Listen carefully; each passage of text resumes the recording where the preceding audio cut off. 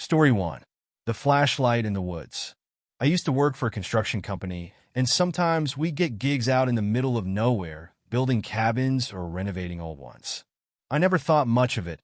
I like the peace and quiet away from the city. But this one night, I'll never forget.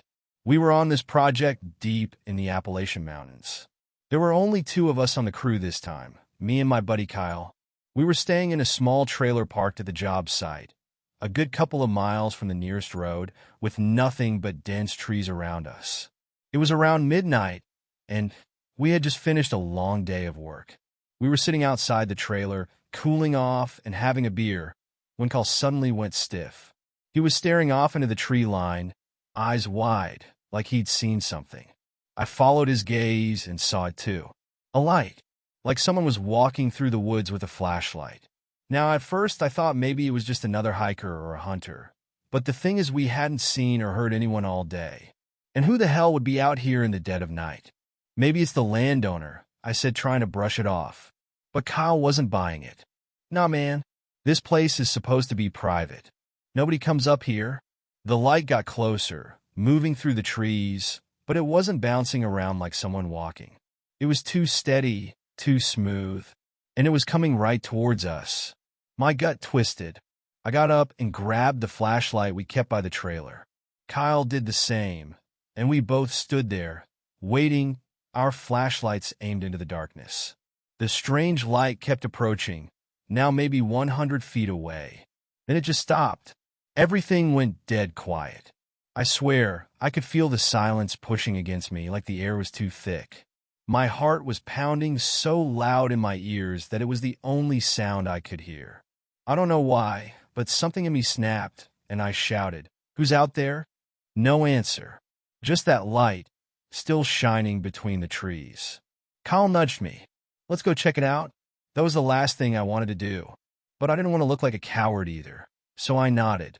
We grabbed a couple of tools for safety, just in case. I had a hammer, and Kyle had a wrench. Not exactly weapons, but it was something. We started walking toward the light. Every step we took, it felt like the trees were closing in on us. My flashlight wasn't helping either.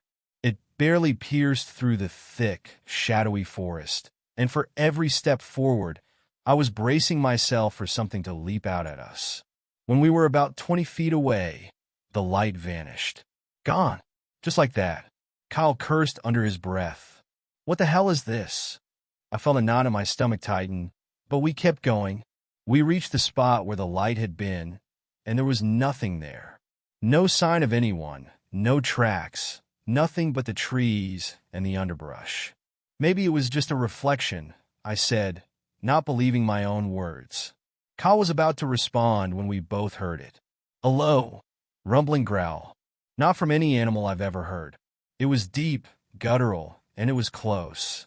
So close that I could feel the vibration in the air. We froze, scanning the trees with our flashlights. And then we saw it. Just beyond the reach of our lights, something moved. It was low to the ground, but massive, too big to be a dog, too fast to be a bear. It darted between the trees, circling us, but we couldn't get a good look at it. Panic set in. I gripped the hammer so tight my knuckles went white. Kyle's breath was coming in shallow gasps. He was pointing his light all over, but whatever it was stayed just out of sight, moving faster than we could track. Suddenly, there was a crash. A tree branch snapped loudly, and I felt something brush past me. Cold, clammy air hit my neck like something had been right there, inches from me. "Run!" Kyle screamed. And we did. We bolted back toward the trailer, not daring to look back, but I could hear it. Whatever it was following us, crashing through the trees, gaining on us. My legs were burning, my lungs screaming, but I didn't stop. Not until we reached the trailer. We slammed the door shut and locked it, both of us panting, drenched in sweat. I grabbed the shotgun we kept inside and stood there, heart racing, staring out the tiny window. We couldn't see anything in the dark now. No more light, no more movement, just the stillness of the forest. But we could hear it. Soft scratching, low growling. It stayed outside for what felt like hours. Scraping against the metal of the trailer, walking around the perimeter. At one point, it even banged against the side, hard enough to make the whole trailer shake. I don't know what it was or what it wanted, but eventually the sound stopped. The forest went silent again. Kyle and I stayed up the rest of the night, clutching our weapons, waiting for it to come back. The next morning, we packed up and left. The project was never finished. To this day, I can't explain what we saw, but I know one thing. I'm never going back there. Ever. Every time I think about that night, I get this deep, cold fear in my gut, like whatever was out there is still waiting. Waiting for someone to come back. Story 2. The Thing on the Roof. I was in my early 20s, still living at home with my parents in this old farmhouse way out in the country. Our closest neighbor was about a mile down the road, and at night, it got dark, really dark. There were no street lights, and the only light you'd see was the faint glow of our porch light cutting through the thick blackness of the fields around us. One night, I was home alone. My parents had gone to visit some family, and I figured I'd just relax, watch some TV, and call it an early night. It was around 10 p.m., and I was lying in bed halfway to sleep when I heard it. A thump. Not like a creak or a settling noise that old houses make. This was a heavy, deliberate thump coming from the roof, right above my room. My heart skipped a beat, and I shot up in bed, holding my breath, listening. There it was again. Thump. Thump. Something or someone was walking on the roof. I could hear the distinct sound of footsteps moving slowly across the shingles, as if whoever it was knew I was inside and wanted me to hear them. I'm not ashamed to say that I was terrified. I grabbed my phone and dialed 911, whispering into the phone that someone was on my roof. The operator assured me they'd send someone, but given how far out we lived, it would take at least 20 minutes for a patrol car to arrive. I hung up and stood there in the dark, my heart pounding in my chest. The footsteps had stopped, but the air was thick with dread. I could feel it like whoever was out there was waiting, watching. Suddenly, a loud crash came from the kitchen downstairs. The sound of glass shattering echoed through the house, and I nearly jumped out of my skin. I grabbed the only weapon I could find, a baseball bat from my closet, and crept out of my room, my hands shaking. As I made my way down the stairs, I could hear something rustling in the kitchen. I paused halfway down, gripping the bat so hard my knuckles turned white. The light from the porch was spilling into the hallway, casting long, eerie shadows. I peeked around the corner into the kitchen. The window above the sink was shattered, glass scattered across the floor. But what was worse, the back door, the one that led out to the fields, was wide open, swinging slowly on its hinges. I froze, my stomach dropping. Someone had broken in, and they were still inside. I could hear breathing, ragged, shallow breathing, coming from the dark corner of the kitchen. I flicked on the light, and there, crouched in the corner, was a figure. It was hunched over, wearing a dirty, ragged coat, its back to me. At first, I thought it was a person, maybe some deranged homeless man who had wandered onto our property. But then it moved, its head twisted around unnaturally, like it had no bones. And that's when I saw its face. It wasn't a man. It wasn't even human. Its eyes were these sunken, empty pits, and its mouth was stretched into a wide, unnatural grin that looked like it had been carved into its face. Its skin was gray and rotting, like something pulled out of a grave. The smell hit me all at once, decay, damp earth, and something worse. I stumbled back, nearly dropping the bat. My brain was screaming at me to run, but my body was frozen. The thing slowly stood up, towering over me, its limbs long and spindly, fingers ending in sharp, black claws. It took a step toward me, and I finally snapped out of it. I bolted up the stairs, slamming the door to my room and locking it behind me. My heart was hammering in my chest so loud, I thought it would explode. I could hear it, those heavy, deliberate footsteps on the stairs now, coming after me. I pressed my ear against the door, trying to control my breathing. The footsteps stopped right on the other side of the door. And then something started scratching, Slow, deliberate scraping like it was trying to tear its way through the wood. I backed up, holding the bat in front of me like it was going to do anything against that thing. I grabbed my phone, ready to dial 911 again, when the scratching stopped. The silence was deafening. And then it spoke. It didn't sound human. Its voice was a low, wet gurgle, like it was drowning as it tried to form words. But I understood it perfectly. I'm inside. My blood went cold. My body went numb. The words didn't make sense at first, but then I realized it wasn't scratching at the door because it was trying to get in. It was already in the room with me. I spun around, my heart slamming into my throat. And there it was, standing in the far corner of the room, hunched over, its empty eyes locked onto mine, that same twisted grin stretching across its face. I don't remember screaming, but I must have, because the next thing I knew, I was on the floor, curled up against the door, shaking. The thing was gone. The room was empty. But I knew it wasn't over. The police arrived a few minutes later. They searched the entire house and the surrounding fields, but found nothing. No sign of an intruder. No footprints. No claw marks. Just the shattered window and the wide-open back door. They chalked it up to an animal, maybe a wild dog. But I know better. I can still hear its voice every time I close my eyes. I'm inside.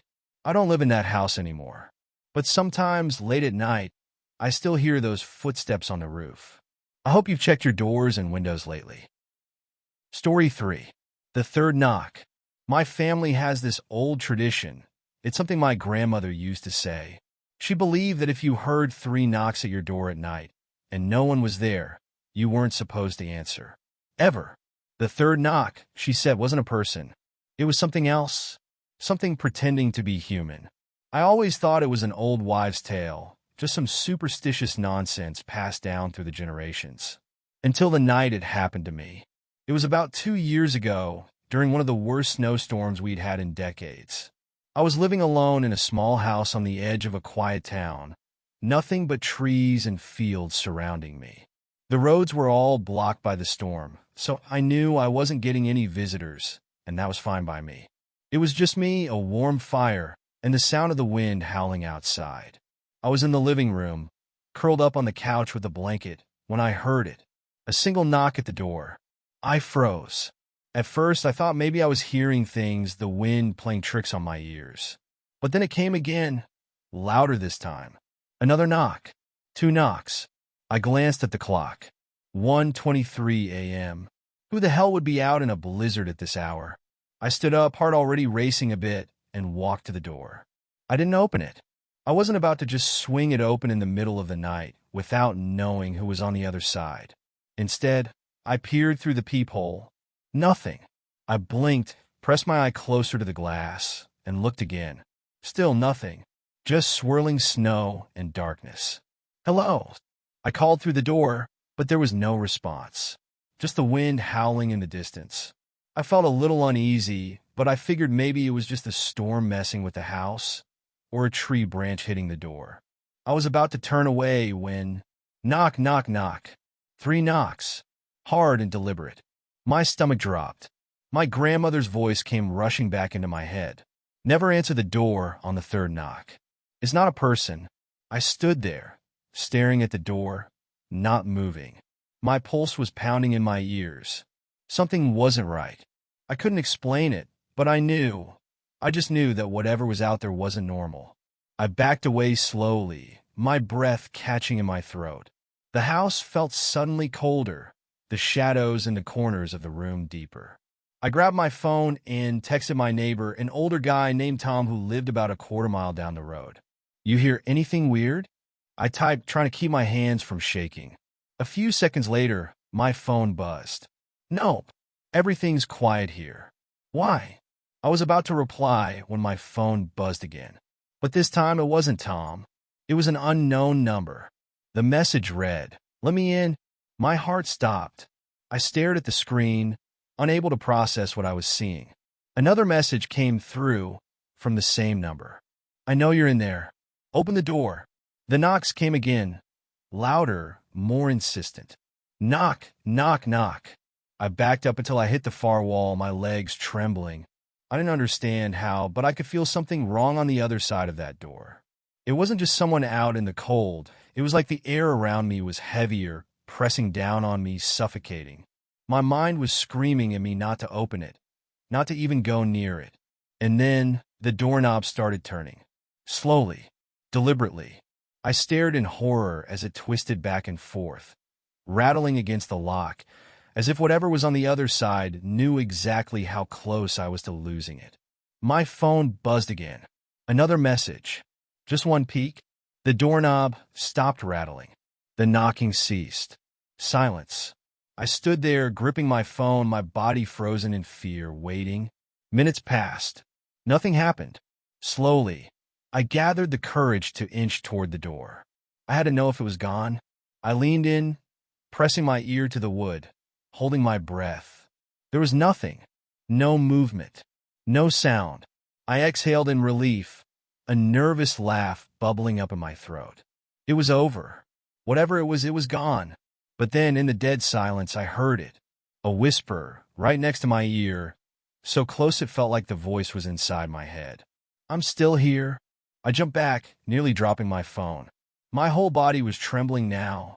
I ran to the kitchen, grabbing the biggest knife I could find, and retreated to my bedroom, locking the door behind me. I didn't sleep the rest of the night, not with that voice echoing in my head. Morning finally came, and with it, a strange calm. I went to check the front door, dreading what I might find. There were no footprints in the snow. No sign that anyone had been outside. Nothing at all. But the doorknob, it was scratched to hell, like something with long, sharp nails had been trying to get inside. I never told anyone about that night. I've moved since then to a busy city with plenty of neighbors. But sometimes in the middle of the night, I still wake up to the sound of knocking. And no matter how hard I try, I never go to the door. Because now I know the truth. That third knock? It's not a person. It's waiting for you to answer. Let that sink in next time you hear a knock late at night. If you enjoyed these stories, please like and subscribe. Also, check out my other videos.